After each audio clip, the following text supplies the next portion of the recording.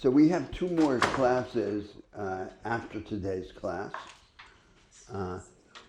Next week, the focus will be on the theme of the cognitive gap, that is, the extent to which these different orientations to existence can and cannot be argued and justified, and the implications of the limits on this ability to justify them and to argue for them. And then in the last class, 2 weeks from today, it's going to be entirely open. We don't intend any presentation. And we want to have an open conversation. That means that the responsibility is on you to prepare comments and questions, which may be related to your final papers. And the entire time will be devoted to that conversation. Now, today we address, once again, the relation between the two main contemporary moral visions that we have been exploring. The ethic of self-fashioning and nonconformity, and the ethic of connection and responsibility. We see them as the two most powerful, influential, and deserving of attention moral visions in the world today, but of course they each have a rich and complex philosophical background. Let me begin today's class then to set up this conversation about the relation between them by recalling some of the main moves in last week's discussion, or in the discussion of the last 2 weeks about the ethic of connection.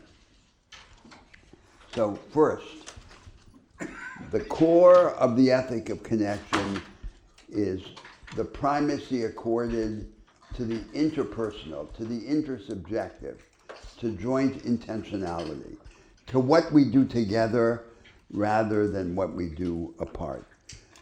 In this moral vision, the interpersonal is what has ultimate reality and authority for us. The world is dark and in some sense meaningless, but in this otherwise meaningless cosmos, we can create meaning. We can open a space, a clearing, and set on this clearing the mark of our own concerns. So this is a vision characterized by a deep moral realism, an acceptance of human fate, of the human circumstance, but also the ambition to create a world that is ours. The central ideal then is the ideal of solidarity, and the message is that what we ultimately have is one another. To create this space for our humanity, we have to superimpose on our original semi-social, half-social nature, the nature that we have as cooperative animals, a second nature. And this second nature results from the interaction between two great forces. One force is our performance of certain roles vis-a-vis one another, and the discharge of the responsibilities to one another that we have by virtue of performing those roles. Much of Western moral theory, as we've discussed, especially recently, what we call the school philosophy, is about rules, obligations, and you wouldn't guess that a major part of the substance of our moral discussions in the world has to do with roles and their performance. Well, here is a view that puts them front and center. And the second great force that acts to superimpose the second nature on the first is our imaginative empathy, our insight into one another, our insight into the otherness of the other. And it's the combination of these two forces then that enshrines the ideal of solidarity at the center of our moral agenda. The ideal of solidarity is in turn translated, or it implies, an ideal of reciprocity. Reciprocity is the major moral consequence of solidarity. And reciprocity has many different dimensions. It is summarized aphoristically in the Golden Rule, in both its negative and positive formulations. But reciprocity, despite the central role that it occupies in this vision, is both incomplete and indeterminate in its practical implications. It's not enough to organize a form of life, a form of interaction among people. Reciprocity is unable all by itself to shape the contours of the way things are. The way things are is the regime of social life, the way we deal with one another in a real society. Now, the claim was made early in the presentation of this ethic that it has a privileged relation to one of the two great powers in the world, China. Just as the ethic of self-fashioning and nonconformity has an intimate connection to the other great power, the United States. And this connection, on the one side, helps explain some of the most contestable aspects, the frailties of these two ethics, that they have by virtue of this favored association with one of these two great powers. I call these frailties polemically the dust of history, and part of the objective in the argument over the last 2 weeks has been to shake off the dust of history, that is, to disentangle each of these two moral visions from the traits that it has by virtue of this privileged association with one of the two societies. And each of these two societies, we claim, has a powerful attraction to the opposite vision, and indeed to the opposite vision in its least corrected form. Moreover, behind this ethic stands as well at least one of the two great functional imperatives of the contemporary societies. This contest between the ethic of self-fashioning and the ethic of connection is powerful because behind it is the importance in the contemporary societies of two great practical imperatives. The imperative of the enhancement of personal agency, the creation of an agent who is able to engage with the context in which he operates, to challenge it, to change it, to revise it. And on the other hand, the imperative of the creation of higher forms of cooperation. The ethic of connection begins from the perspective of the higher forms of cooperation and moves toward an ideal of agency. The ethic of fashioning begins with the imperative of personal agency and moves toward an ideal of correction, of connection, to the extent that each of them is corrected. Now then, last week I argued that this ethic of connection and responsibility, once translated into a contemporary vocabulary, as we tried to do, has an ambiguity. It can be developed in either of two directions. And I call those directions the minimalist and the maximalist. They are distinct from each other by two criteria that are in turn intimately associated. One criterion has to do with the extent to which they accept the present organization of society, the way things are, as the template in which the moral project should be implemented.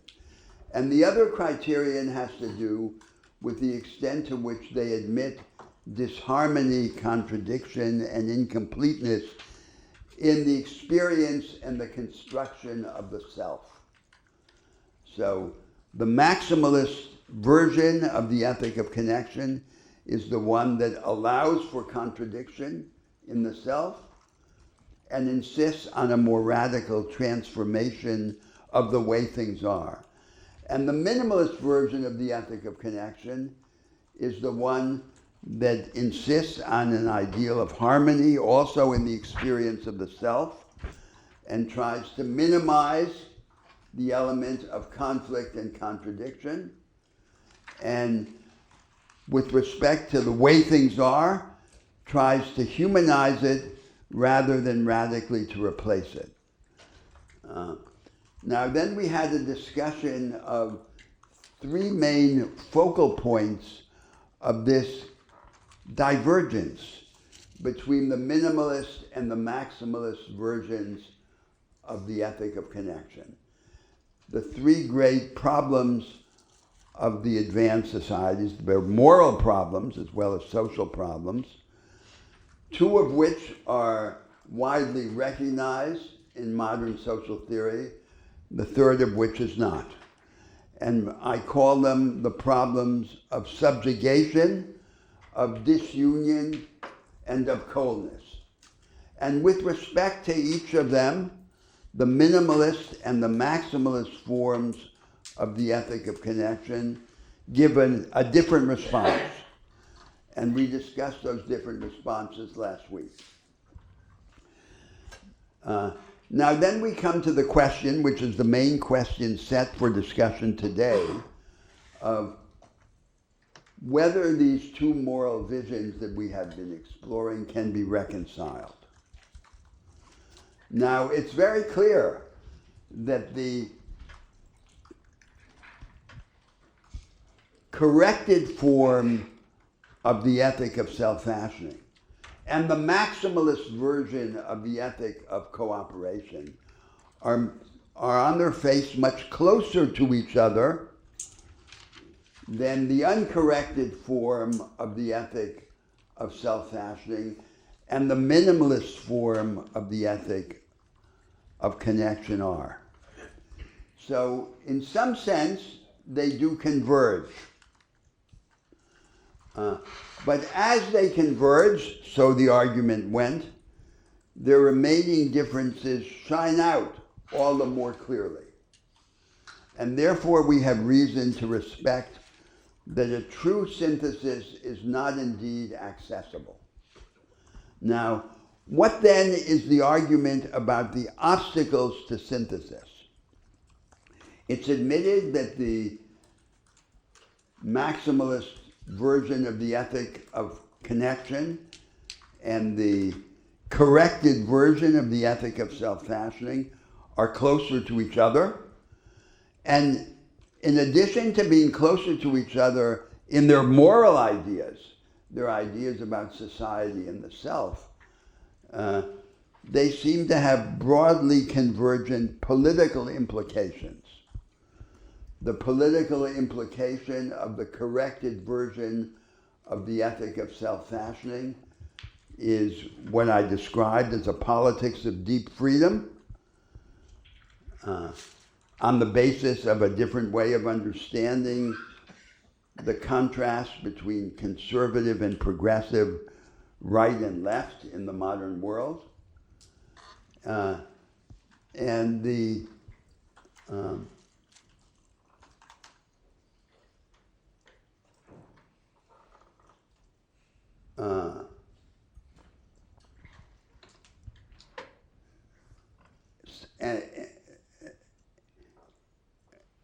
but their moral differences remain.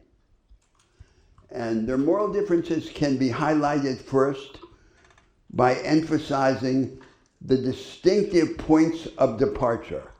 And I did that by reference to four ideas. The ethic of self-fashioning has as its point of departure the isolated ego, incarnated in a body on the way to death. And the ethic of cooperation begins with the element of interdependence, of joint intentionality, me and you rather than the I. Second, the ethic of self-fashioning emphasizes the transcendence of the self, the idea of the infinite. And we have seen how in Christianity the idea of the infinite is connected in a complicated way with the idea of love. There is always more in us, in all of us collectively, the human race, and in each of us individually, the individual human person, than there is or ever can be in the social and conceptual worlds that we build and inhabit. We spill over. There's a quality of excess that defines our humanity. And the ethic of connection does admit a form of transcendence, which is the transcendence of our solidarity, of our connection over all the particular forms of social life.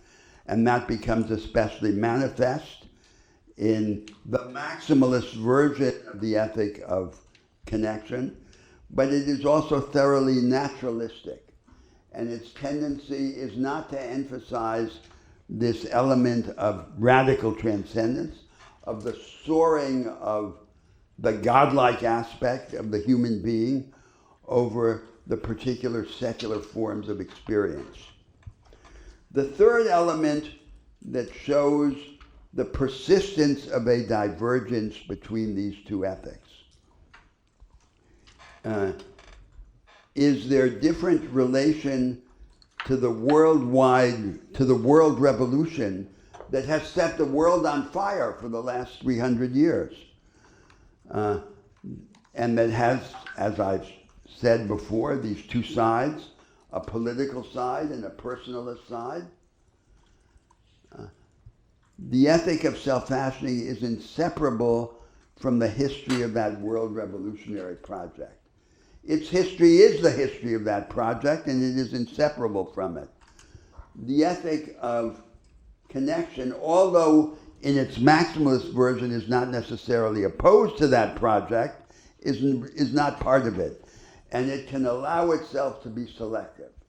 And finally, with respect to moral psychology, the attitude of the ethic of self-fashioning is to privilege disruption and the disruptors, to treat them as the saving remnant, the salt of the earth, the spiritual aristocracy of the human race. From the standpoint of the ethic of connection, we may suspect that under this vocabulary of disruption lurks the poison of vanity and self-aggrandizement. So all of that then is a reason to suspect that this synthesis is not possible. It will always be possible to perform it rhetorically, but of course, to treat this as a matter of words and slogans is to trivialize what is at stake. And that's why it's so important to understand that behind these moral conceptions lies the tense relation between those two functional imperatives of the enhancement of personal agency and the development of the higher forms of cooperation. They depend on each other, but they're also, to some extent, in contradiction with each other, and that would help explain the persistence of this tension. Now let me say one final word, make a final remark about this resistance to synthesis, which is the claim that I'm making right now. So in both the ethic of self-fashioning and the ethic of connection, the moral project is threatened, if not undermined, by our animal nature, our cravings. And the ethic of connection seeks to superimpose on that first nature a second nature, that is its great project. And for the ethic of self-fashioning, the decline of the body, its isolated fate, moving toward disintegration and death, is the definitive expression of our finitude. But there's something that presses against this element of finitude in both these ethics. In the ethic of connection, it's a higher view of how we can save ourselves and manifest our humanity through the development and practice of solidarity. And in the ethic of self-fashioning, it's the impulse to transcend, which is manifest even in the life of desire and our insatiability. We desire the infinite. And all we have surrounding us is the finite, and thus our existence threatens to be consumed by acts of false transcendence in which we make these finite things and goals serve as proxies for the infinite that we are unable to achieve. Now, one could understand this tension in the central message of these two ethics also historically, because the idea of transcendence in the West and in the ethic of self-fashioning is intimately related historically to the Semitic monotheisms, to Judaism, Christianity, and Islam, and especially given its centrality to Western civilization, to Christianity. And in Christianity, you might say Christianity is the religion of love. Love is the very core of solidarity. And so, in some sense, the synthesis must be built into Christianity. But in the Christian religion, love is associated with the infinite. There's a radical idea of love. And the theme is that everything in our existence points beyond itself. Love itself, the image of love among humans is then supposed to reflect the love between God and humanity. And this is a very radical idea, an idea that pushes in the direction of profound personal and social transformation and admits of no compromise.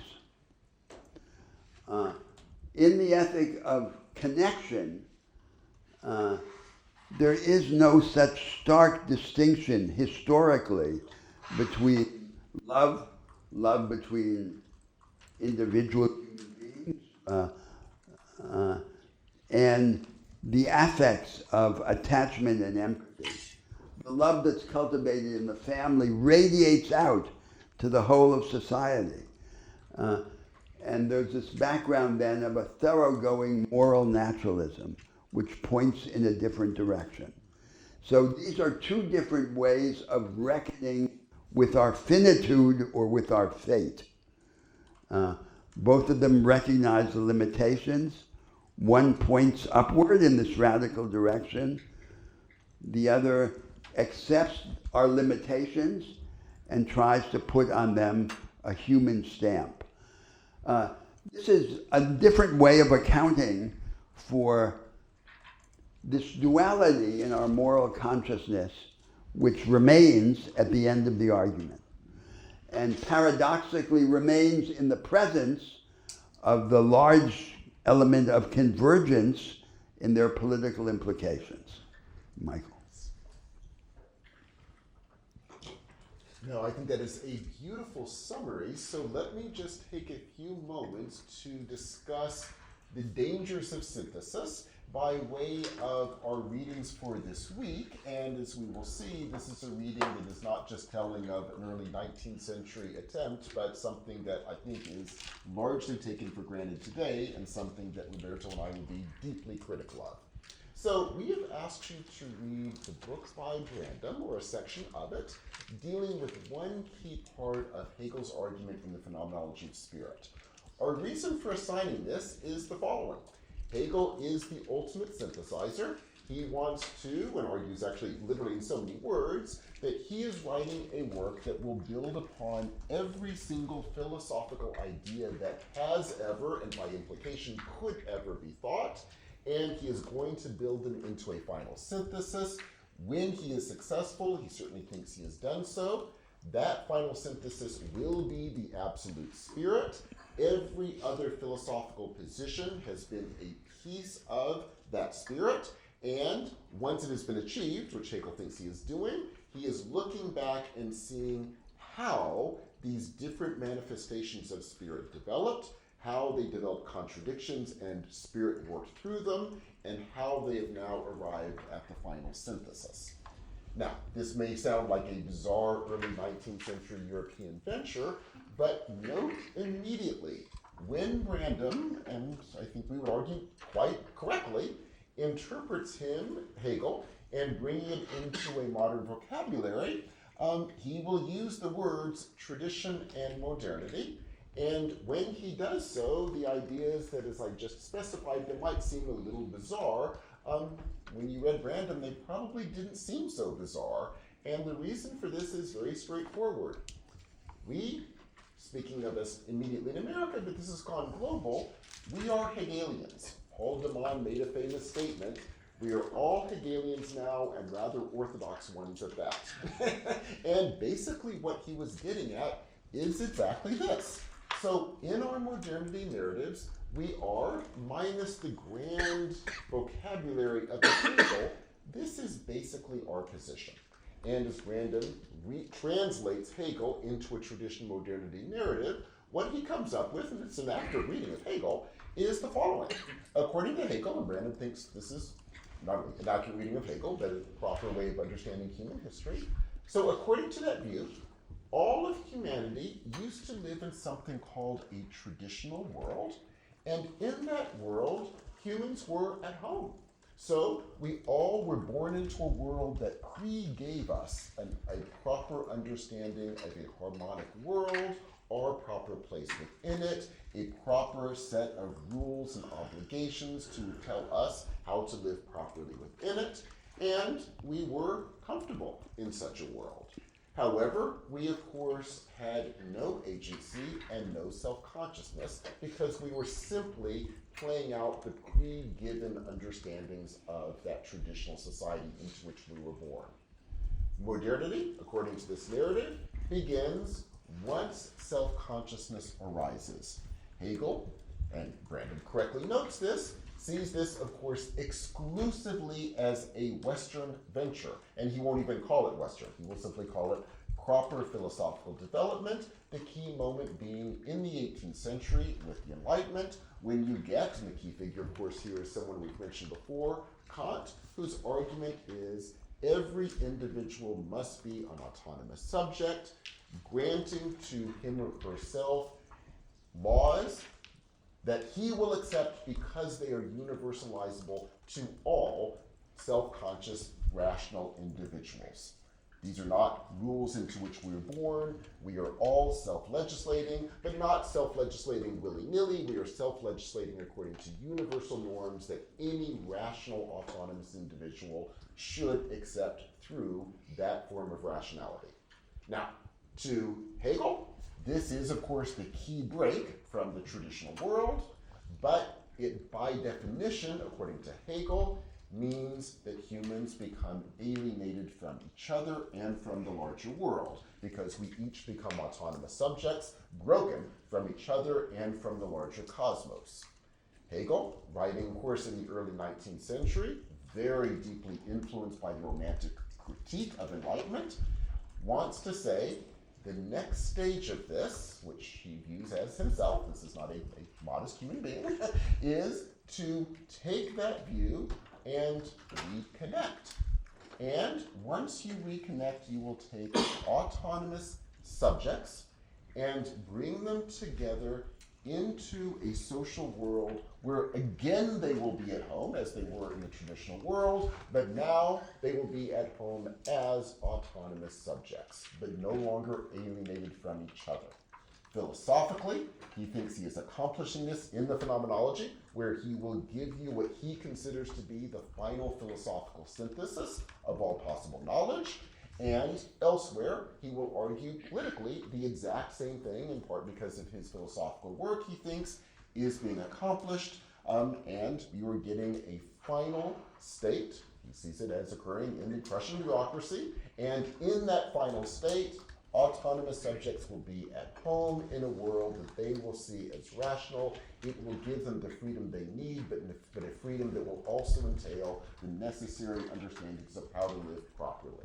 In his vision, he, in other words, is giving us a final synthesis of radical self-fashioning and radical connection, all brought together into a final synthesis. As I'm sure was probably obvious by about sentence 2 of the Brandom, Roberto and I disagree with just about every single step of this progression. But before I get to that, let me note immediately again how broadly accepted that narrative of human history is. That traditional modernity distinction is absolutely pervasive in the world today. And note the implications for us, which are, at least to Hegel's credit, he argued them, now we don't even argue them. The implication of this is very clear. Everything that occurred prior to 18th century Western thought is traditional, and by definition, something you can no longer now take terribly seriously, except as something that has been properly superseded. So, pre-18th century Western thought, by definition, has been superseded, and by definition, anything non-Western has long since been superseded. In fact, when you read his works, they actually appear before Greece. So you would deal with, say, Buddhism and Confucianism before you even get to Greece, which is still part of the traditional world, before you move up through the history of philosophy, which, of course, to him is exclusively the Western tradition. Note the degree to which, in our common parlance, we largely accept that same narrative. We don't tend to take philosophically seriously ideas from, for example, ancient Buddhism or ancient Confucianism. Indeed, we will relegate both of those to the traditional world, and as we noted when we discussed Confucianism, Confucianism is often seen as the perfect example of a traditional way of thinking because, sure, they talk a lot, Confucius in particular, of things like ritual, meaning, as we noted in our lecture, we immediately assume, if we were being told to follow ritual, that's a traditional understanding of ritual that we have now fortunately broken from and superseded. Not bothering to take the time to ask, what is the notion of self, what is the notion of ritual in these philosophies? Are there things that would challenge us and from which we could learn? Once you're in your traditional modernity narrative, that's ruled off the table. You don't even have to pose the question. So, that's danger number 1 of that traditional modernity distinction that you see clearly in Hegel, but again, at least Hegel's arguing for it. We take it completely for granted, and so we don't even debate it. But there are other dangers too, and let's lay those out as well. So, was there ever a moment in human history when humans happily lived in, and I'll use random translation of Hegel for the argument, in a traditional world? I would think both of the connections, both of the ethics that we are talking about in their strong form would say absolutely no, never. From the ethics of self-fashioning, the view would be no. We, of course, are infinite always in regard to our surroundings, and no pre-given structure could ever satisfy us or lead us to a simple kind of fulfilled happiness, ever. From the point of view of the ethics of connection, as we have seen already explicitly in Confucius, who by this definition is hardly traditional, the explicit argument was no. In fact, the danger is we may tend to accept the world in which we're born as being just the way things are, and the whole push of the ethics is to say, no, you, in the world you're living in, is a constructed world, probably poorly constructed out of patterns we happen to have fallen into, and the goal of all of the work, including ritual work, is to push us and to break us out of those limited patterns to begin the work of really building an ethics of connection. So both of these ethics would strongly argue humans have never happily lived in a world for millennia, or even probably for a few years, that they simply saw as fulfilling all of their basic needs. Now, we have also argued, what if we took a more limited definition of the word tradition? Have there been, for example, societies that meet a more limited definition of traditional, meaning that you're born into a social hierarchy that sadly a lot of people have to accept whether or not they are truly fulfilled in such societies? And can those structures exist for centuries or even millennia? Well, sadly, the answer there is yes. We have seen that repeatedly. We've noted in the Bronze Age civilizations, these went on for about 2 to 3 millennia. We have noted for much of the period from roughly 4th century of the Common Era until, well, right through the 18th century. Certainly in Europe this was true, and elsewhere with slightly different variations of time, this was largely true. But notice, it was hardly the case that everyone was happy in these worlds, which you can see, number one, by a very quick glance at the philosophies, literatures, and arts of the time. You can see, you do not see a happy group of people. But also, and this was a key point we were focusing on, each one of those moments has been punctuated by incredible attempts to rethink the worlds around them. These axial age movements, these salvationist movements, religious movements, and these past 3 centuries, which Roberto has argued, should not even be termed modernity. Let's call them these revolutionary attempts to wipe out these other ways of thinking. And if this has happened repeatedly, it means instead of following a traditional modernity narrative, that creed decides what sorts of philosophies we could take seriously and see as liberatory, namely Western European ideas of the 18th and 19th centuries. Instead, what it means is we should open ourselves up to any of these extraordinary movements that have attempted to rethink the world. And if that's a second critique of the Hegelian narrative, which again, we largely accept in the traditional modernity formulation of it, note also, and this gets us to the heart of our discussion today, the final stage of Hegel, which he thinks is a final stage. He does fully believe that one can, he thinks he has in fact achieved it, have a final synthesis of all possible knowledge in which all of us will finally be back at home in the world. And as we've noted, if both of the ethics under conversation today would reject that that has ever occurred in the past, they would equally strongly, if possible more strongly, argue it will never happen in the future, and both ethics would be strongly committed to pushing aside any possible thought you ever could achieve a final synthesis where we would be feeling at home in the world, precisely because it would be a fundamental rejection of what both ethics, for all of their radical differences, most strongly believe. In terms of the ethics of self-fashioning, any such moment would be to say, we have achieved some final structure in which we are at home, which would be a radical delimitation by definition of the ethics of self-fashioning. And for the ethics of connection, any such claim of a final moment of happiness with the world would mean, by definition, a complacency with, to put it back into that language, sets of patterns we happen to have fallen into that then we are in the ludicrous position of telling ourselves are perfectly fine indeed, the end of all possible human history, and therefore those that we should simply accept. Again, the entire push of the tradition is to say, never ever do that. And that brings us, of course, to even the claim, not just that he has achieved a final synthesis, but he thinks he has achieved a final synthesis of self-fashioning and some form of connection. Not coming up, as we have seen, through the Confucian tradition, which he did not take remotely seriously, but still a form of connection.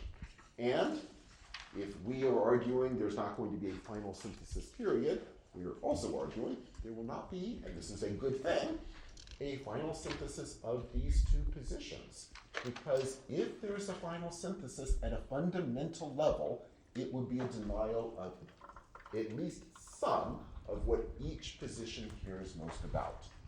So perhaps what we are arguing, therefore, is to take both traditions seriously in their strongest forms, as Roberto has said, in the corrected and maximalist versions of the self-fashioning and ethics of connection respectively. If we're going to take both in their strongest form, we must allow the two to be in fundamental tension with each other. Fundamental tension because each offers a powerful critique of the other. We would not want one of those critiques to win, because it would destroy the other by definition. That in fact, that tension should be allowed to pervade our work in the world, and the degree to which they can pervade our work in the world is the degree to which each can help us push the other to its strongest possible form.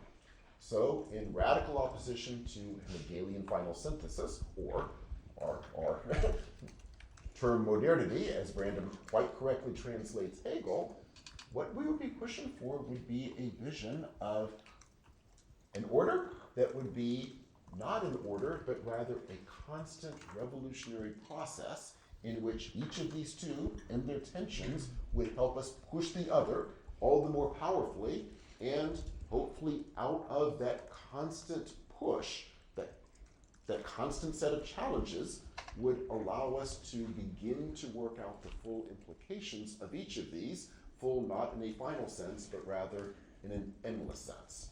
And if that seems maddening, that we're ruling out the possibility of a final synthesis, the flip side of that is maybe this is our most powerful possibility right now, to take these two philosophical traditions with these deep, millennia-long history, work them out in as strong a way as we can, and then allow them to push each other in the strongest ways possible, and allow us to see in everything from our mundane lives to our political activities how we can work with each to push the other to its strongest possible form. That, at least, is one of the hopes of where we might be thinking of ourselves going forward if we want to finally reject our Hegelian legacy that I fear, we all too frequently take for granted. So following up on that, Michael, and before we open up to discussion with the class, there are three elements or three questions I want to emphasize in what you just said. So the Hegelian narrative that Brandon comments on has these three main elements. So the first element is to imagine that there was a moment in the development of human history in which we humanity, were at peace with the structure of society. This was a moment before the full development of subjectivity. So in these tribal societies, before civilization, before the historical civilizations, suppose it was a moment in which the subjectivity of the individual experienced no tension with the practices and arrangements of society. It's as if the language of social life were a natural language in which any thought that we would want to express could be expressed. A purely elastic medium, responsive to our subjectivity with no sense of tension. Then there begins the long period that Hegel calls estrangement or alienation. Estrangement is not an idea, estrangement is an event. And in this long period, subjectivity is at war with itself because we have contradictory desires, and at war with the structure of society. And the resolution of the contradictions is, as it were, the motor that drives history forward. That's the second moment. And then the third moment at the end is the moment in which finally we organize society and our relations to one another in such a way that we are fully subjective. We were not fully subjective at the first moment. We now are awake and fully subjective, but at peace, because we have found the way of organizing society that is no longer in contradiction with our subjectivity, and our subjectivity no longer need be in contradiction with itself. That's the final reconciliation. So then we can ask these three questions. First, was there ever that early moment that moment in which a human being or humanity as a whole could be at peace with the structure? And the answer is no, there was never that moment. That moment is a fantasy, a limiting case. In every tribal society, no matter how primitive, no matter how isolated, the possibility of disruption existed and it was acted out. And estrangement had already reared its head from the very beginning of the emergence of human beings. Then we have the second question. Will there ever be a moment in which we will finally be at peace? No, there will not be such a moment. There will not be a moment in which we need experience no contradiction between what we desire, what we feel, what we want, and the arrangements of society. Subjectivity will always be at war with itself and with the structure. That doesn't mean that there can't be some kind of progress, a progression. It doesn't mean that the institutions, the arrangements of society can't be better than they were, not just in their particular content, but in their quality. For example, we can create institutions that no longer imprison us to the same extent because they facilitate their own revision and therefore allow us to be in them and out of them at the same time, to be insiders and outsiders. And then there's the third question. Is there a canonical process that goes from the first moment to the third moment? And is that canonical process identical with the crucial turning points in the history of Western civilization? And the answer to that question is also no. So it's a rejection of the Hegelian narrative on each of its three defining points. And what we're saying here is that the background, the shared background to the corrected version of the ethic of self-fashioning and the maximalist version of the ethic of connection is the rejection of the Hegelian narrative on those 3 points. But against that background of what they share, which is this negation, which is an affirmation in different ways of our finitude, of our fate, they then have different accounts of what our fate is and how much we can hope for or what we should hope for. And that distinction in their account of our fate and in their proposal of our hopes is then the basis for this remaining disquiet, this debate, which we imagine persists in the presence of a broad political convergence. Let's open this up.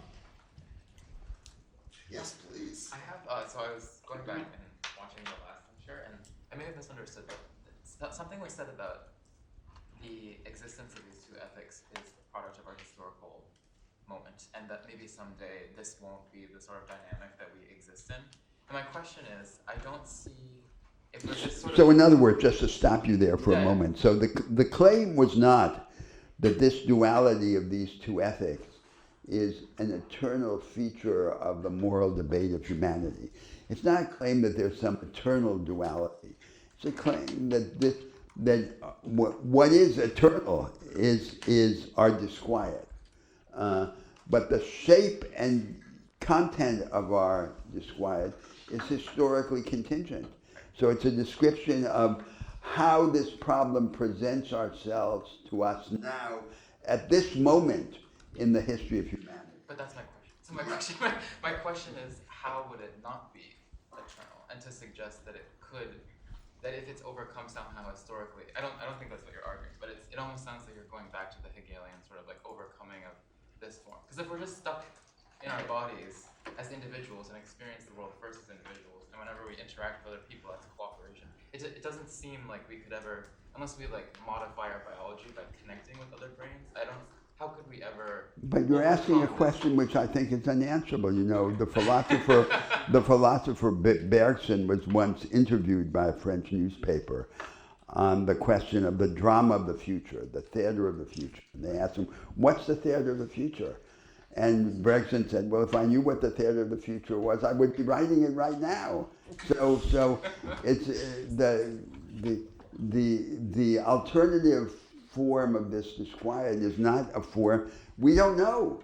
I mean, what we're saying is that this emerges at a certain moment in the history of humanity, the debate with this particular shape. There's no reason to suppose that this shape is forever. This is the shape it has now. There will be a debate, the debate will go on, but it seems much more likely that 100 years from now or 200 years from now, the contest will appear to have a different shape. It's not that there's likely to be a unified synthesis, but that the struggle over orientations to existence will take a different form. That's what seems likely. But not a form which we can predict. If we could predict it, why would we be waiting for it? We would be doing it right now. No, I think that's And just to add to this, so indeed, I mean, who knows what will be happening in 200 years and what problems people will be wrestling with. It is entirely possible that other of these great religious and philosophical ideas that have developed in world history will be the ones to be reworked, rethought, brought to the strongest form. We've, in this very brief 12 weeks, we have jumped through all of world history. We've still dealt with only a limited number, but even there we have dealt with one, Buddhism, and as we mentioned, the Schopenhauer reading of Buddhism, which was essentially to put aside the entire vision of karma and all that karma entailed, so that in the Schopenhauer rereading of Buddhism, basically suffering became my personal suffering. So if I retreat to my room with my servants and listen to my music, I will be okay because I won't personally be suffering, pushing aside the whole power of the tradition, we've argued, that's all about, of course, if I'm sitting in my room, I'm, by definition, creating incredibly suffering by that very world that I've created, and the whole push of the whole Siddhartha narrative is, at least one of the moral lessons is, we are all in danger of being Siddhartha in the palace, creating this illusory world aimed at ending our own personal suffering, not realizing that it's creating suffering, and of course Siddhartha must leave the palace to see that.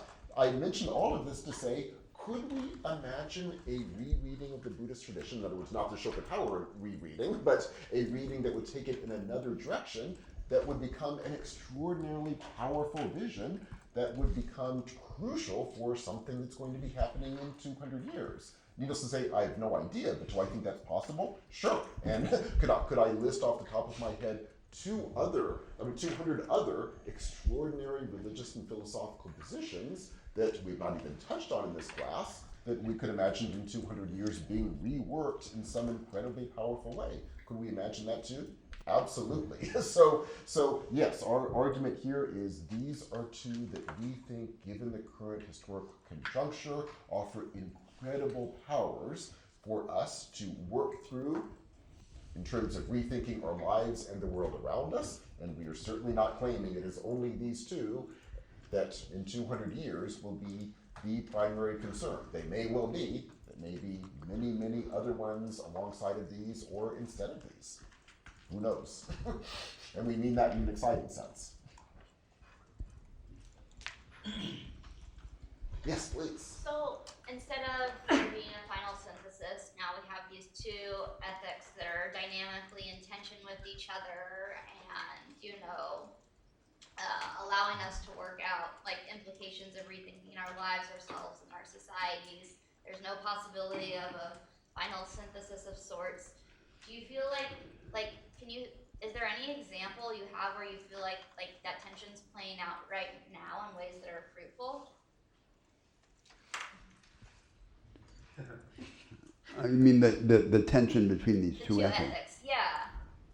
Well, I mean the higher forms. So let's open the black box of what I call the higher forms of cooperation, and what do I mean by them? And we could begin to give an institutional content to them. So first, that the way we cooperate in politics and economics should not be fastened to a dogmatic version of the form of cooperation. There's no single natural and necessary way of organizing a market economy. There's no self-evident way of organizing a democracy. So there's a contest over the forms. And the way we organize the economic and political arrangements should do justice to that fact. That's why they have to invite their own revision and so forth. Second, in the way we cooperate in work, the higher forms of free work, which are self-employment and cooperation, should come to prevail over the defective lower form, which is economically driven wage labor. It's a general view of the liberals and socialists in the 19th century, but it was abandoned at the end of the 19th century when the predominance of wage labor as a form of free work came to seem natural. And one of the reasons why it seemed natural was that it seemed to be required by the imperative of economies of scale. So we would have to find a different way of reconciling the higher forms of free work with economies of scale. That would in turn require innovations in the property regime in the form of decentralized organization. Then we can say, in the higher forms of cooperation, no human being should be condemned to do the work that can be done by a machine, because the machine does what we've learned how to repeat, and it therefore preserves our supreme resource, our time, for the not yet repeatable, and so on and so forth. So we then begin to develop this idea of the higher forms of cooperation are also the forms in which are most hospitable to innovation. So every innovation threatens the established regime of cooperation. What's the best regime of cooperation? It's the one that allows for the widest range of challenge to itself and minimizes this tension between cooperation and innovation. So then we begin to unpack the idea and its consequences, and a series of conflicts emerge out of that. So developed in that way, the vision of cooperation then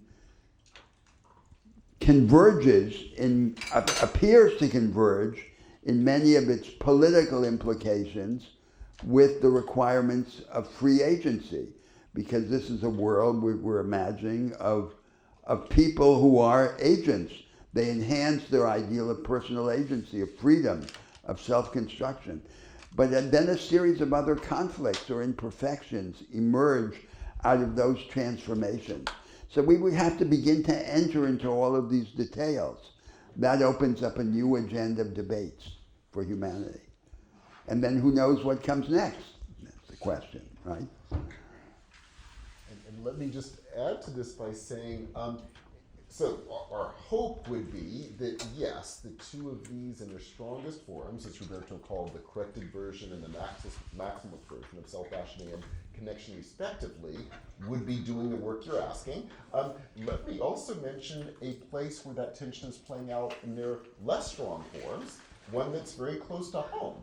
So I'm thinking more immediately of America, but I can even put it more broadly over the last few centuries. So one could argue, in fact I think many historians would agree, that you could say the breakdown of the 18th century social hierarchies essentially happens in two ways. One of them, of course, is the one we know very well, which is the strong vision of the market, with every single human being that, as we've argued, very minimal definition of a god, meaning you own your own property, and then you play out the market to allow some breakdown of the social hierarchy, with everyone being a little god in control of their own property and how much property they have working out in terms of the market. So what we have called a minimal and very not impressive reading of the self-fashioning tradition. The other part of this, and we've mentioned this briefly, you can trace this coming out of Enlightenment thought of figures who were learning from the Jesuits what was going on in China. The whole vision of breaking down the social hierarchy through strong forms of central statecraft based upon meritocracy, what we would in retrospect call welfare. It wasn't called that in China, but using strong forms of social craft to create divorces between moneyed interests and the state. The state could then intervene, etc. And you can see how that plays out in the 19th century when you get the beginnings of the emergence for the first time in Western history of relatively strong forms of statecraft with welfare and meritocratic ideas. And getting back to our current moment in America, the way, in our opinion, minimal way this is playing out right now is you get debates, as we've mentioned before, about whether the highest tax rate should be 32% or 38%. In other words, free market capitalism in general is good. There's an acceptance there should be a minimal form of a welfare state that has a little bit of redistribution, just a little bit. If it's going to be 36%, there's a little bit more than 32%. If that's your highest tax rate, there are minimal forms of meritocracy playing out in America. Minimal is probably putting it too politely. So I would say there's a place where these are playing out in the opposite way of what you're asking, in minimal versions of both, forming one of the major debates going on in America.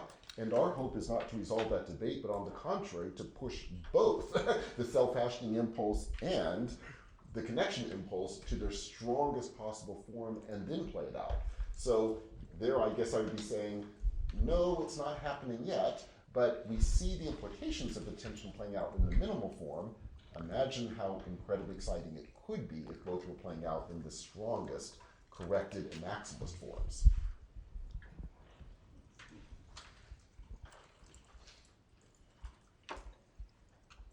Yes, please.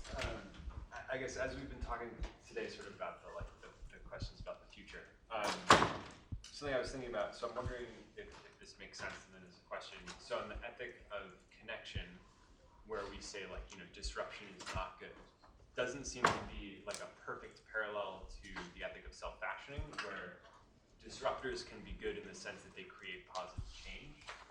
And so it seems to me like, is there a tension here in the rate of change? So if you change things very slowly for the better, it's potentially non-disruptive in a way that is, sort of at peace with the ethic of connection. But of course, through the self-fashioning ethic, maybe you want to change as fast as possible. So I'm wondering if in this not a synthesis of the two, but in sort of a way of being that makes peace with that tension, if there's sort of a right rate of change in there. Mm-hmm. Well, I don't think first of all, I don't think we should view disruptions just instrumentally in a utilitarian fashion for its social contribution, because the idea is it's also about the self. So one of the forms of self-construction is we have to have a coherent way of being in the world. That's our character. But we also have to be able to disrupt that coherent way of being in order to affirm the supremacy of life, the goal of vitality. So disruption has to be judged by its effect in a broader sense, not simply as an instrument to the improvement of society. And then how would you rephrase your question in the light of that? I mean, that's a great, I think I was definitely taking a more, utilitarian view. Because the message of the ethic of self-fashioning, even in its uncorrected form, although more a fortiori in its corrected form, is look for trouble. So the message of ancient wisdom, the moral counsel of the philosophers, was stay out of trouble. And this is a complete reversal of that idea. It's not serenity, not the fortress of self-control and immunization against the dangers of the world. Open the fortress, cast down your shield, make yourself defensive. And that's a different orientation to existence. So then if we want to translate that into a program for social life, then it's a different matter, because you need to say the individual has to have a haven of safeguards against public and private oppression and of capability ensuring endowments, economic and educational endowments, so that he can thrive and act effectively in the midst of this storm of innovation all around him. So institutionally conservative social democracy, the default position of the progressives today, is only a discourse about the haven. So it says it cedes the market to the right. It has no progressive approach to the supply side of the economy. And here we say something entirely different. We say the discourse about the haven only matters when it's complemented by the discourse about the storm. Where's the part about the storm? That's what we need. And so that takes you in a different direction. And the moral ideas associated with that.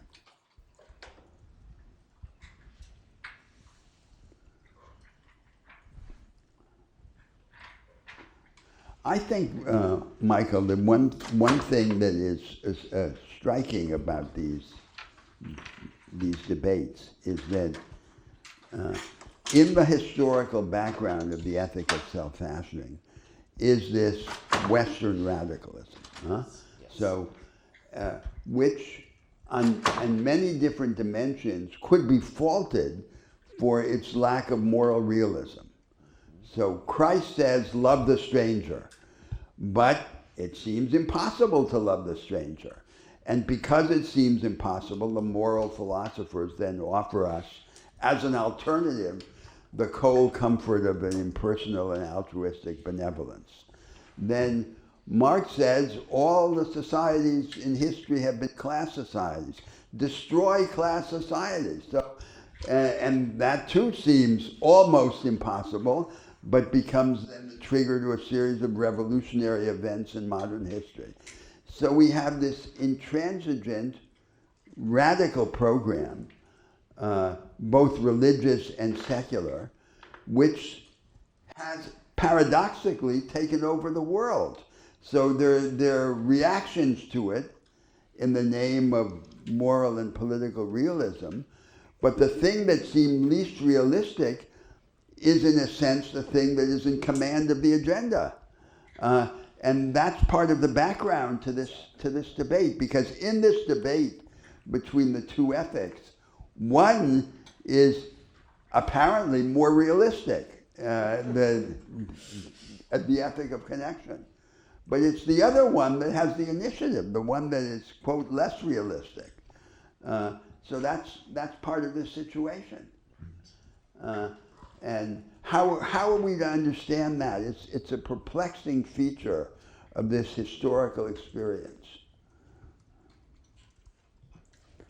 Yes, I fully agree. And yes, as Roberto has said, if we think of these past few centuries as a revolutionary moment that now is in danger of dying out, our hope is to revive it, it has, as Roberto has said, it has largely been driven by variations of the self-fashioning movement, which have been extraordinarily powerful. And if each of the specific revolutions has, by its own terminology and understandings, failed, nonetheless, it has been extraordinary in terms of what it has brought to the world. And I think part of what we are asking for is twofold. One, what would it mean to take the ethics of connection to its maximalist position to equally begin to play a significant role in world history? But, and it goes back to your question too, would there be a different temporal dimension here? And I think the answer may well be yes. That in general, even in the maximalist form, the ethics of connection tends not to, well, I'll use your word here, push for radical disruption, because it tends to fear disruption as being potentially dangerous for connection. But the philosophers Yes. are dissatisfied. They Indeed, want more. Definitely. So take Precisely. so take the example of education, which came up before in the argument of the course. The main educational ideologist in the United States was John Dewey, who was the formulator of the ideology of progressive education, which is the greatest intellectual influence on the top private schools in the United States and the top tier of public schools. The bottom tier of public schools is a completely different reality, training people for a world that no longer exists for this mass production of formulaic encyclopedic thinking and so forth. Now, John Dewey's program had two parts. So one part was cooperative analytical problem solving. That's the part that the Americans accepted in this agenda of progressive education. The other part was the part about the criticism of established culture, the troublemakers, the disruption. That's the part which they rejected. And now, what did they put in the place of the rejection? They put in the place of it the cultivation of a particular model of sociability. So the individual, the individual young person, is supposed to cast on his fellows a spell of self-effacing charisma. That is, he's supposed to be magnetic and to charm them or magnetize them in some way by his charisma, while at the same time self-depreciating, depreciating the charisma. So he casts a spell and he denies it at the same time. And this is regarded, apparently, as very important to success in the American professional and business class. So it's one of the main objects of the teaching in these schools, is the cultivation of this way of interacting with your fellows in this activity of the cooperative problem solving. Now, is the philosopher satisfied by that? Of course not. The philosopher says that's a perversion of my teaching. And I would bet that the revolution in that thing is going to go on. That is, they may be silent today, but the friends of disruption will speak up in the world, and they'll say, this is evil. Let's destroy this. Let's suppress this. And this is what is happening in every field of society. And so it's like this time bomb that goes exploding in parts later on, in which something happens which is entirely counterintuitive, because you would expect that the realistic proposal, no, you can disrupt, but disrupt in little pieces. So you disrupt but don't disrupt, so you do it in an evolutionary gradualist form, so you don't shake up things too much, so you don't frighten people. But that's not what ends up prevailing.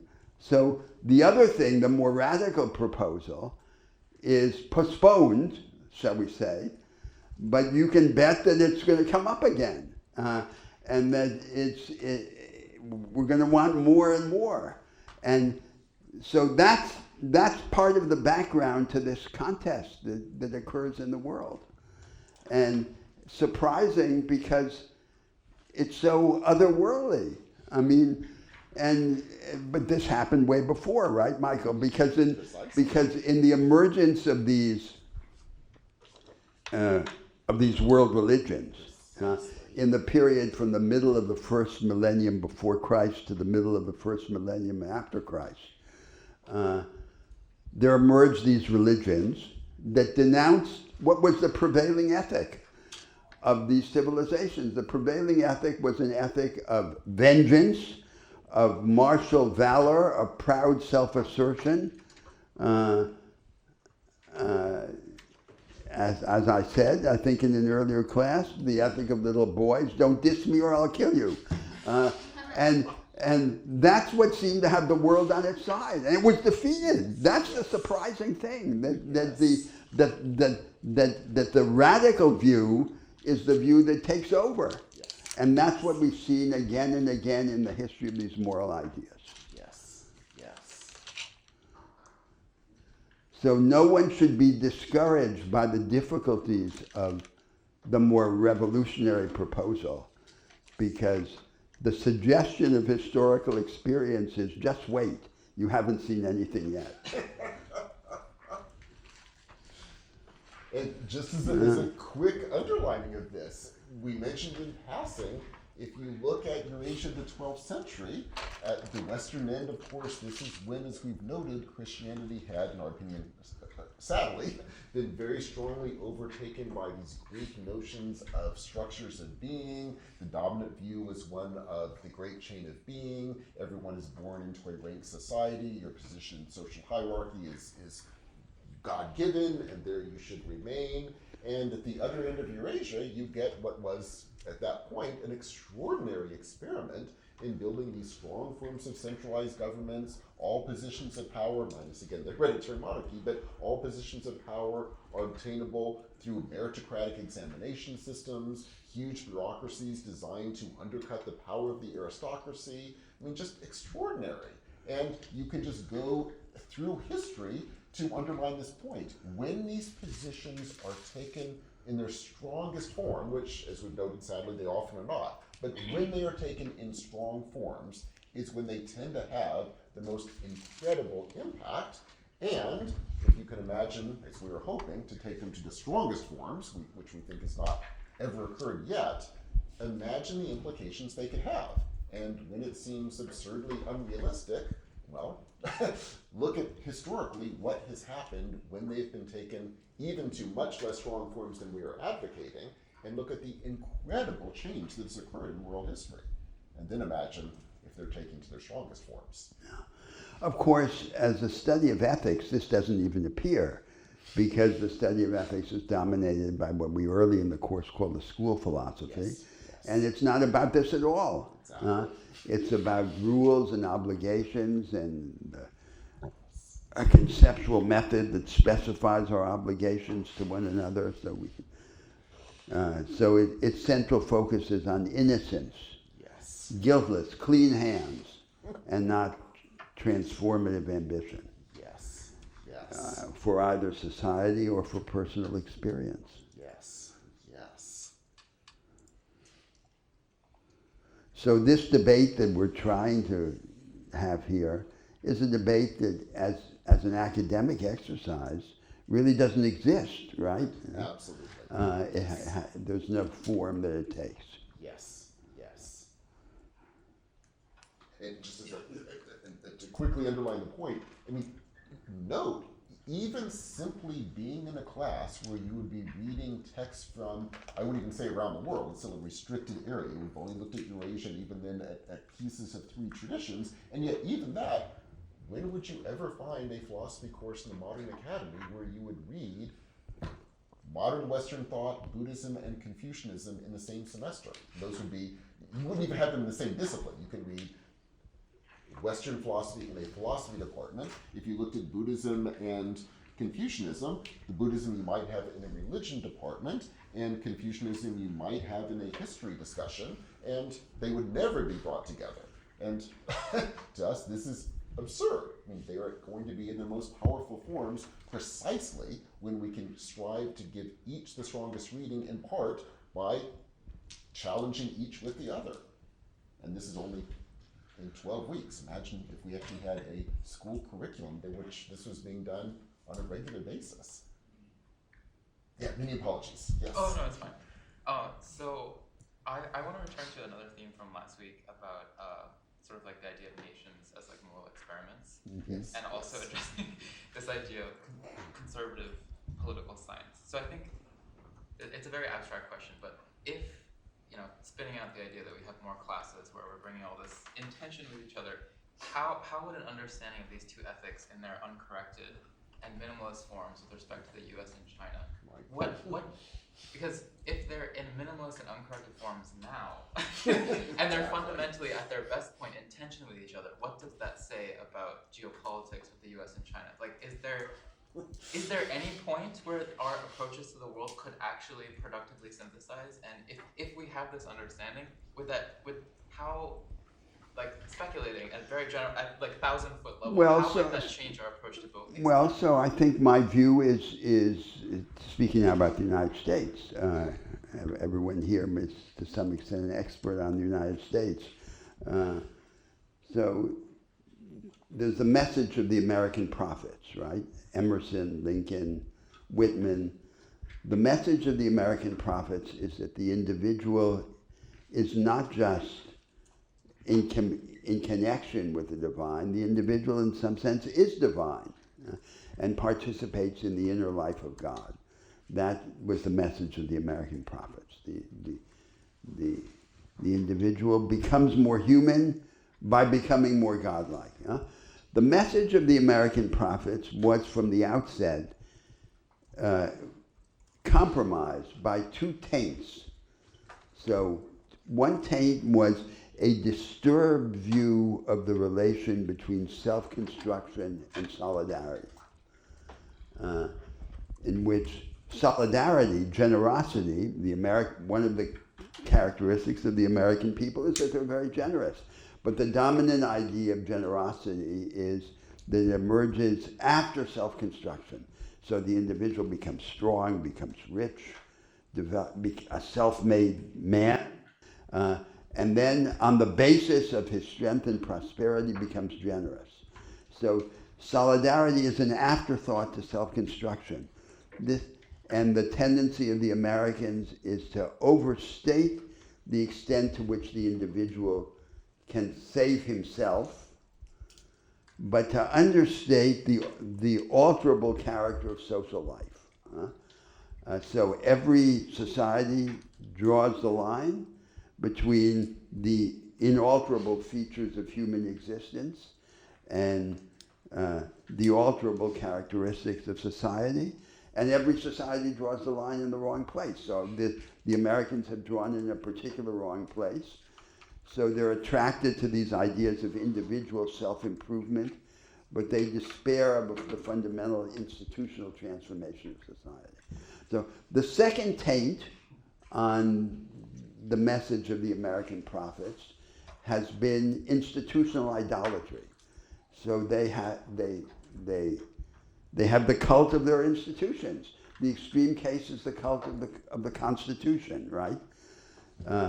One of the revered founders, Thomas Jefferson, held that the American Constitution should be trashed every 2.5 generations because he didn't want the dead to rule the living.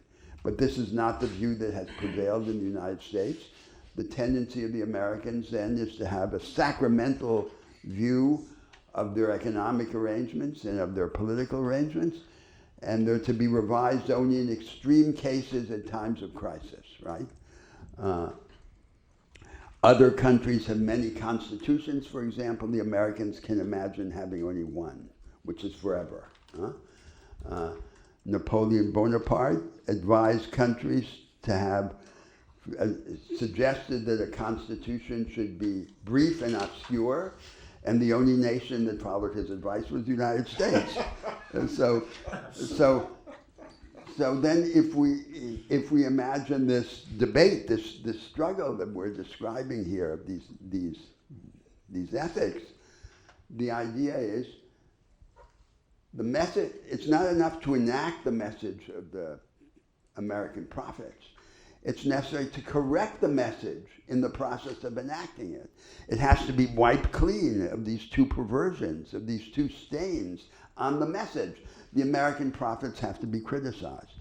And so then a United States that had changed its self-conception in this way through the correction of the method of the American prophets would be a different country.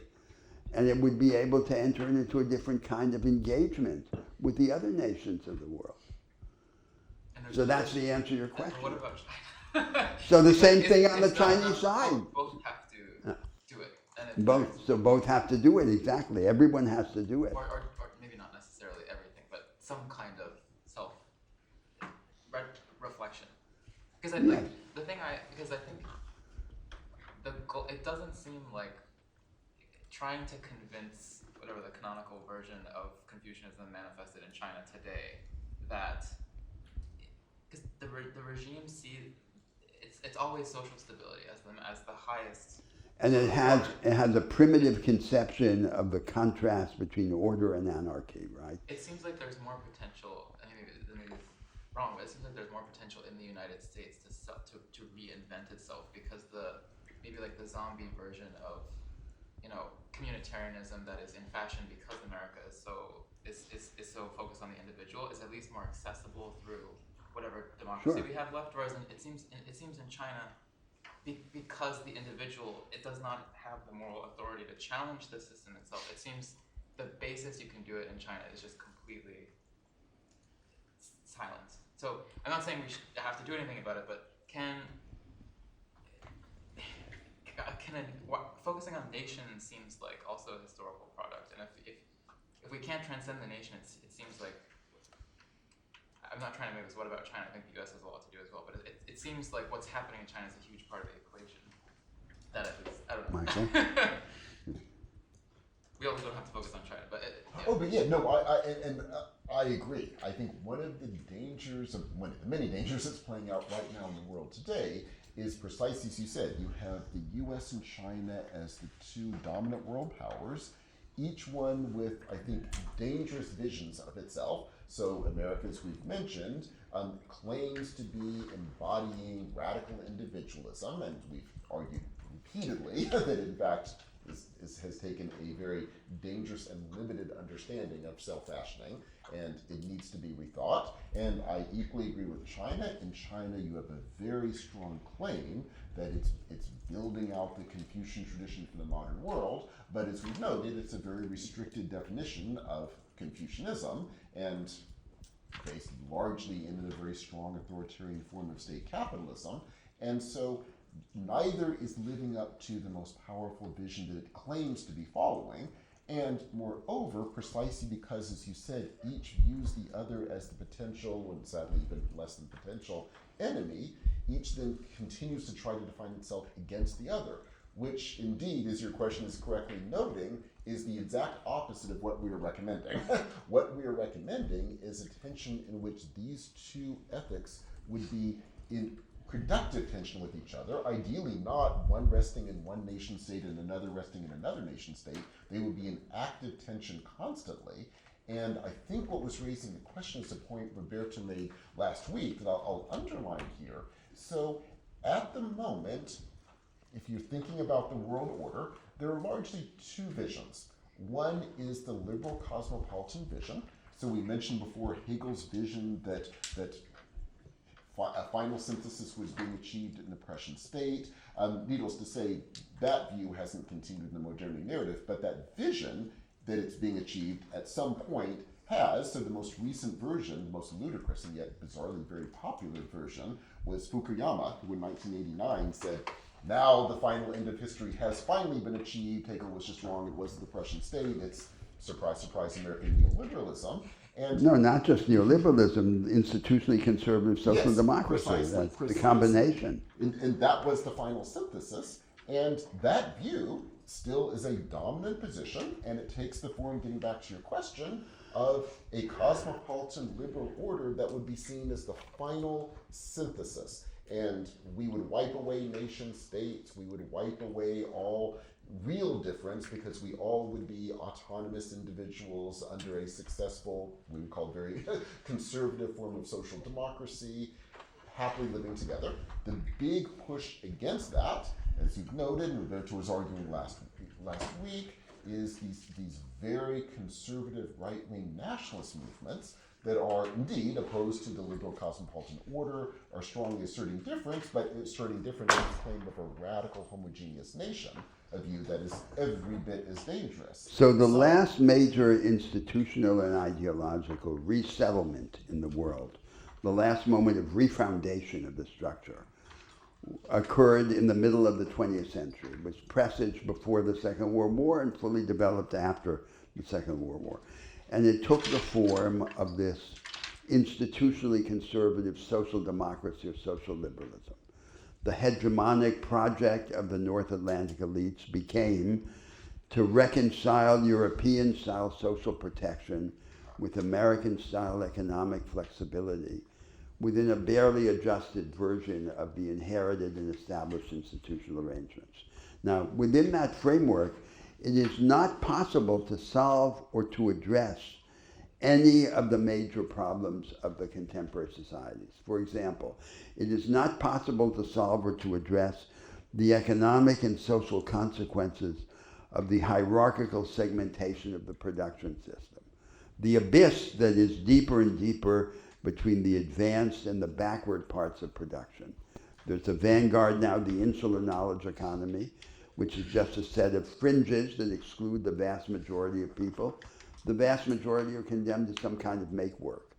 And the apparatus of compensatory redistribution by tax and transfer is completely impotent to address that reality. So that's the first problem. The second problem is it's not possible to create an alternative basis for social cohesion when the instrument of social cohesion is money transfers organized by the state against the background of social and cultural homogeneity, because the homogeneity is degraded, and then the degradation of the homogeneity through social and cultural pluralism, migration, and so forth, exposes the inadequacy of money as a social cement. There have to be a multiplication of forms of collective action is the only adequate basis of social cohesion. And then it's not possible to organize transformation when all the democracies in the world are weak, flawed democracies, the institutional architecture of which continues to make change depend on crisis. So the rule is no crisis, no change.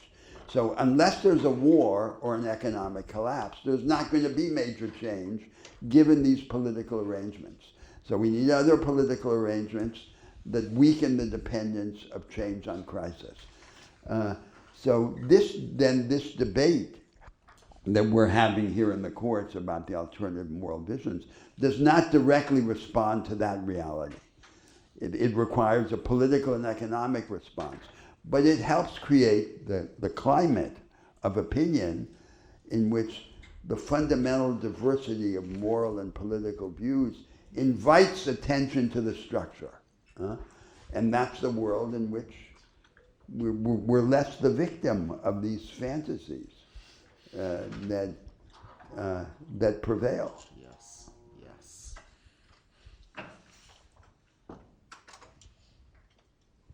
Yes. Please. It seems like in the duality between these ethics that you set up, the ethic of self-fashioning takes the sort of self-subject as discrete and fundamentally coherent.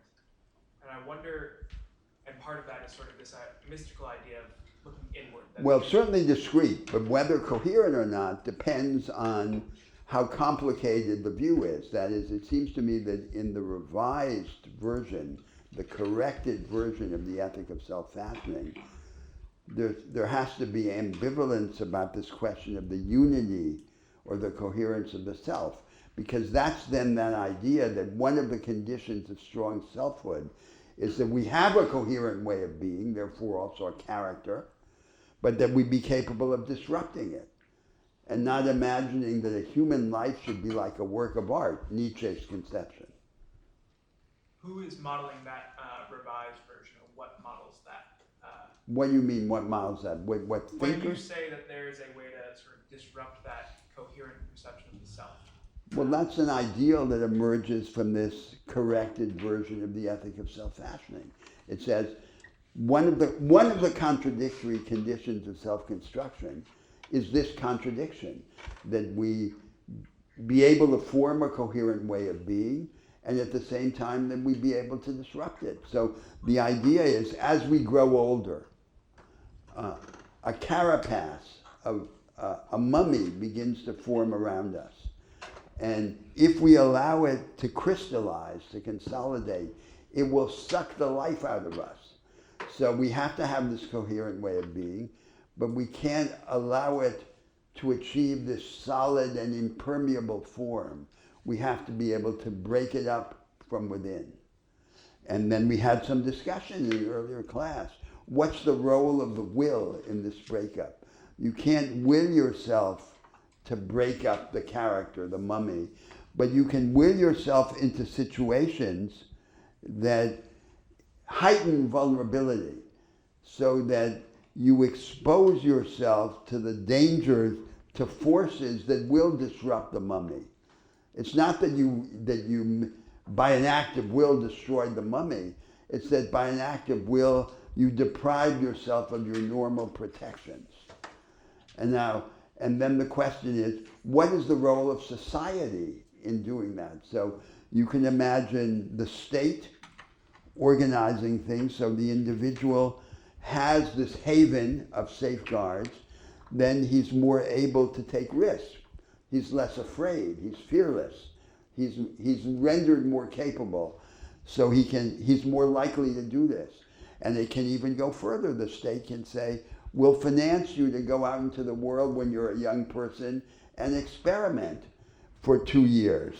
And then you come back to our country and you shake it up. So, but then there's the moral problem. To the extent that we don't do things like that in politics, then the burden on our existential projects becomes higher. Because as I've argued throughout the semester, one of the tasks of moral projects is to make up for the failures of politics. We don't get to choose our place in history. And therefore we don't get to choose the extent to which politics resolves our problems for us. Is there a way, or I'm toying with the idea of the coherence and the discreteness of the self. If you're trying to disrupt the coherence, taking a more fragmentary or systemic view of the self is a way of also eroding some of the discreteness, that the factors that compose the self and compose the carapace that you're talking about are social in origin, or at least partially social in origin. So a revised version of the self, rather than making it sort of a linear duality between these two. But I think that at least in this moral vision of the ethic of self-mastery, there's a limit to that fragmentation. The limit is responsibility for our lives, that each of us is responsible for the direction of life, and there is still an underlying unity in agency, in the direction of agency. So we don't get to say that they're different selves that took these different decisions. That was me then, and this is me now. We're responsible for the direction, and that remains true throughout. So both sides of the ambiguity have to be preserved. We have to form a coherent way of being, but we have to be able to keep breaking it up.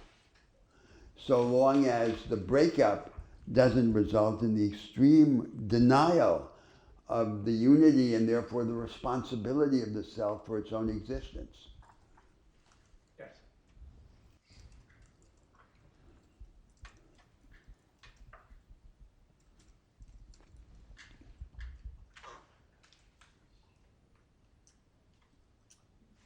Yes, please. One of the key exercises of this class, as I've understood it, is to shake off the dust of history, with a phrase I love, by the way, with respect to these two ethics, these orientations for existence. I wonder if we could reflect, I mean, to hear from you two, but anyone in the room, about the dust of history that is the present moment that we bear, and that we can't help but be dusty. But we haven't discussed that in classes. I think it would be interesting. Now, what aspect of the present moment are you thinking of? But I just mean the inevitability of we must take a point of view from somewhere and value something, and someone tomorrow will label it the dust of history. But to the extent that we can disembed from the present moment and anticipate our own biases, prejudices, blind spots, we might manage to see more in the future. Well, of course, one of the promises of a comparative exercise like this one is that we be able to distance ourselves from the present moment, and to look at it with many different eyes. So, and that, after all, was one of the ambitions of the idea of a classical education. So in the West, it was the idea that we would look at contemporary experience not only with our own eyes, but with the eyes of the Greeks and the Romans. And in China, the same idea that there would be this canon of classical writing that would allow us to look at things with a different eye. So the idea was that there was some second eye or some second vision, which was not just different, but had a genealogical relation to the present moment. So it combined a connection with a distancing. Now, the problem with this idea is its canonical character, its reified character. So in a reformed idea of education, we would want to preserve this idea of the double vision, but to complicate it by affirming the plurality of canons. And that would be the basis for continuing this work of, as you say, shaking off the dust of history. And Yeah, let me underline that, and sticking with the same example of education. So one of the goals of this class was to do at least a little bit of the shaking off of the dust of history for ourselves by the fact that we live in an educational world, certainly here in America, but again, this has largely gone global, that takes for absolutely granted that Western thought exclusively is liberatory. Everything else, again, is traditional. You can study it because it's interesting to look at Egyptian mummies, and so it's interesting to look at traditional thoughts in that sense, but nothing you would take seriously or that we can learn from. And note the degree to which the entire way that we've constructed a canon totally takes that for granted. It, by the same token, totally by definition takes for granted the modernity narrative that we've been critiquing, and creates a world in which, if you want to wrestle with live ideas that will challenge you, you are only wrestling with, at most, 19th and 20th century Euro-American thinkers. And note the degree to which, even there, the wrestling, as we've noted repeatedly, is pretty rare.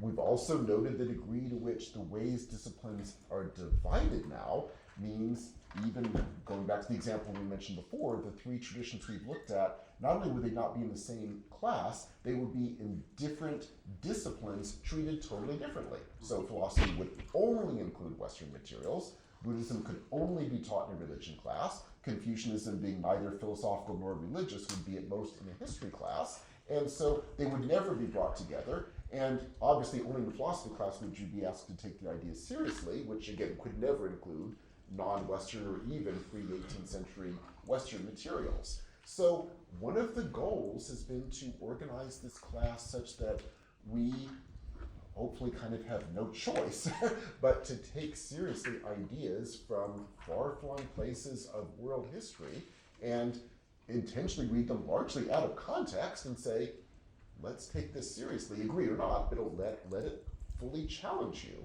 And imagine, again, we've done this in 12 weeks, but imagine if we reorganize the curriculum, breaking down our disciplines, breaking down these modernity narratives, breaking down these provincialized visions of Europe as being the one and only driver of human history for the past 3 centuries, and on the contrary, imagine a world where we were growing up reading, just to stick with these examples, Confucianism, Buddhism, and Western thought all together from day one, but then again, if you're growing up doing it, you can add a lot more than just those 3 traditions we're discussing.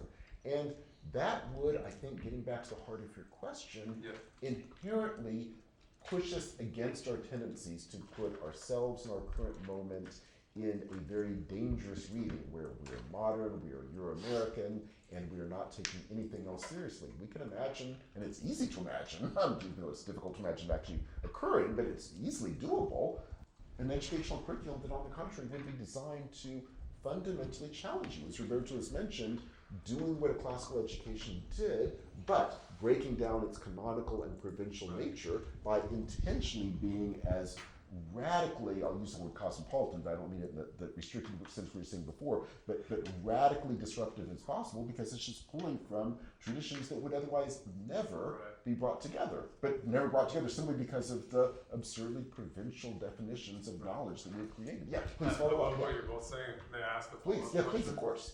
Another theme teaching I've appreciated in this class is this vision of future education that teaches every subject at least twice. Yes.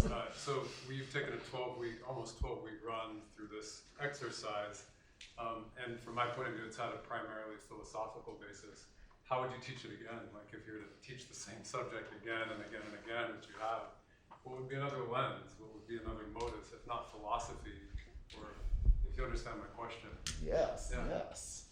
Yeah, no, what I would love to do if we had more than 12 weeks, I would like to say, but I'm not going to say it, I would like to say, well, we would spend more time getting more into depth into these 3 traditions. Actually, what I'd like to do is be even more absurd. If we had 12 more weeks, I would say let's dig into more traditions and put more on our plate. Because I really think just the more we have on our plate in terms of challenging us, it's not that every one of them will end up agreeing with by definition, but the more that can challenge our assumptions of the world, the better. So I would say in 12 weeks, if we did 3 traditions quickly in 12 weeks, we could at least do 3 more in another 12.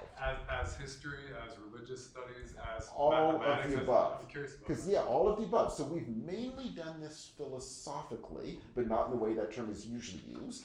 But what we've been reading has largely been texts that would be classified as religious. And then we have been jumping through history, but thinking of it from a global world historical perspective, not the way it's usually taught. And I would say I would do the same in the next 12 weeks, just more of it.